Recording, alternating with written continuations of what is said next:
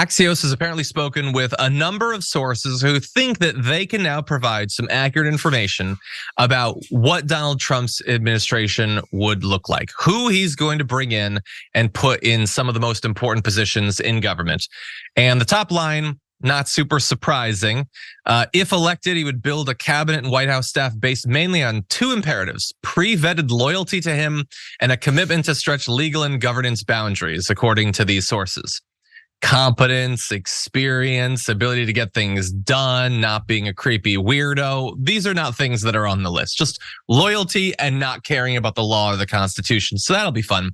They say, quote, "This time it'll be all loyalists, no restraints." So buckle up. Anyway, they said they're not mincing words about their plans. They want to target and jail critics, including government officials and journalists, deport undocumented immigrants or put them in detainment camps, unleash the military to target drug cartels in Mexico. I don't know why they don't write invade Mexico, because that's what that is. Or we're just gonna target the drug cartels with a bunch of soldiers that go into a sovereign nation. We'll call it we're gonna take a little constitutional into northern Mexico. Anyway, possibly crack down on criminals or protesters at home. Possibly crack down on protesters. They want to scrap rules that limit their ability to purge government workers deemed disloyal. So those are the general top lines. But what about the specifics? Well, we have a little bit more information about who could serve as VP. The overall requirement, apparently, is proving you believe the 2020 election was stolen and that former Vice President Mike Pence wimped out by allowing its certification. So you have to guarantee, I believe these things that are not true. And those who apparently have been willing to do that include JD Vance, Sarah Huckabee Sanders, Kari Lake, Kristi Noem, Representative Byron Donalds, and Marjorie Greene. That's sort of most of the short list. Maz, what do you make of that list? He said, all loyalists, no restraints. Sounds like a wrestling thing. All loyalists, no restraints. This Saturday, the Trump administration.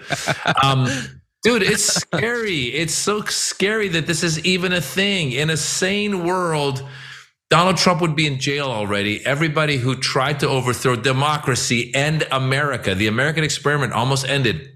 They would all be behind bars. And the people from that party that had embraced him would have said, hey, our bad, we're moving on. We're gonna get more people that are not as totalitarian and as dictatorial as these guys are. I mean, it's just crazy. And when I see Kari Lake talk, and when I see Marjorie Taylor Greene talk, and when I see all these people talk about how the election was stolen and this, that, and blah, blah, blah, blah, blah, it is unbelievable. I mean, I would respect them a little bit if they said, listen, the election was not lost. It was a free and fair election. However, I feel that going into the election, there were a lot of states that passed rules because of COVID, and they made it easier to vote in certain ways that advantaged the Democrats. All right, I get it. So now go and change those rules back to whatever you got to change them back to.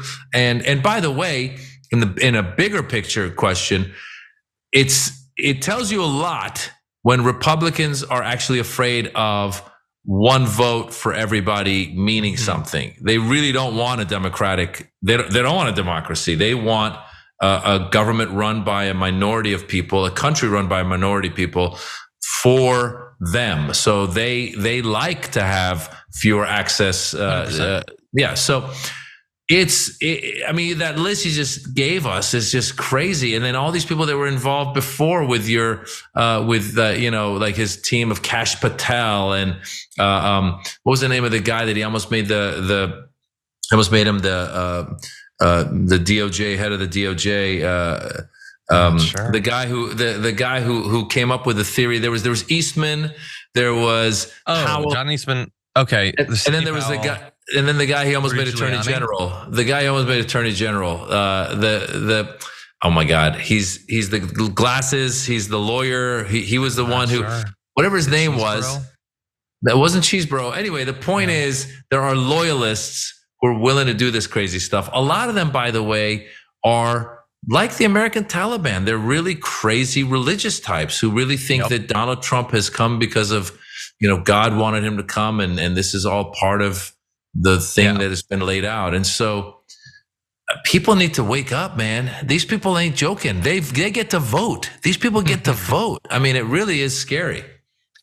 People are saying either Jeffrey Rosen or Jeffrey Clark. Rosen. Jeffrey Clark. Rosen. Jeffrey Clark? Was Clark, I think. I think it was Clark that they were going to make. Our audience. They're going to make him Attorney General, acting Attorney General for a minute. Now it looks like that will actually be Stephen Miller. He's the one that's in line to possibly be AG, which is just absolutely maddening. He not only supports like putting kids in cages, I would check his basement for kids in cages. Anyway, Steve Bannon could be the next White House chief of staff. Just madness.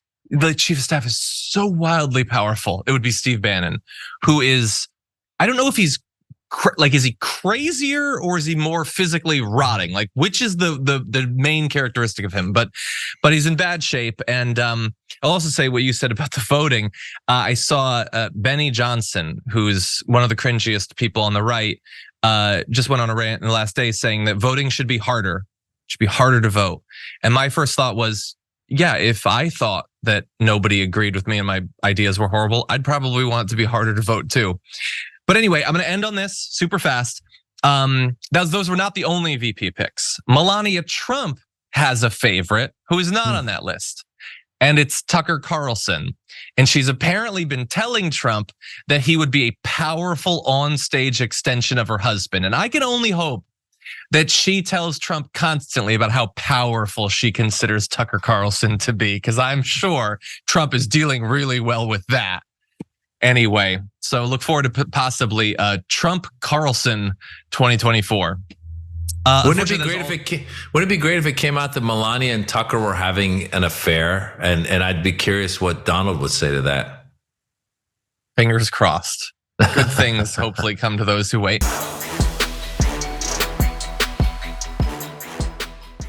Check out the Damage Report podcast each day, wherever you get your podcasts, whether Pocket Casts or Stitcher or iTunes. You can join me as I give you the news and stories you want, with a range of co-hosts and interview guests jumping in on the fun each day. Again, that's the Damage Report, wherever you get your podcasts. And if you get them at iTunes, don't forget to rate and review. Sometimes I'll read them live on the show.